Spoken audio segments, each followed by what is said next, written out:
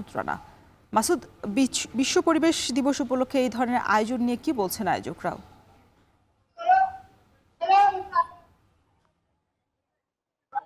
রওশন, আসলে আপনি যেমনটি বললেন, আসলে বিশ্ব পরিবেশ দিবস উপলক্ষে কিন্তু পাবনায় চলছে সাইকেল র্যালি।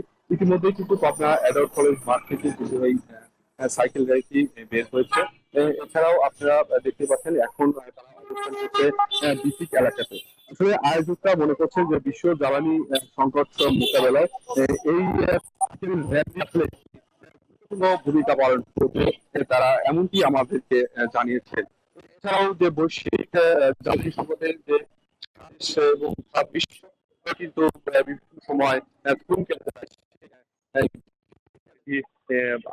আয়োজন করেছে পাবনার গ্রোথ এনার্জি ফাউন্ডেশনের যারা আয়োজক রয়েছে তারা তারা আমাদের সাথে কথা বলেছেন। তারা আমাদেরকে জানিয়েছেন যে এখন পর্যন্ত তারা বিভিন্ন কর্মসূচি হাতে নিয়েছেন 3 দিন ব্যাপী।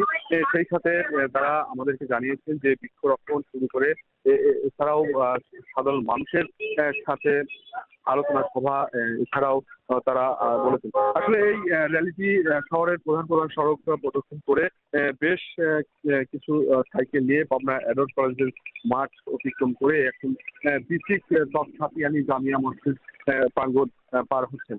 সেই সাথে যদি আমি একটু বলি, গতকাল আমরা দেখেছি তারা বৃক্ষরোপণ কর্মসূচি গ্রহণ করেছে। সেই সাথে তারা আমাদেরকে জানিয়েছেন যে বিভিন্ন সময় তারা এই পরিবেশ দিবস উপলক্ষে যারা কাজ করবে তাদের সাথে সমন্বয় করে তারা এই আয়োজন করবে।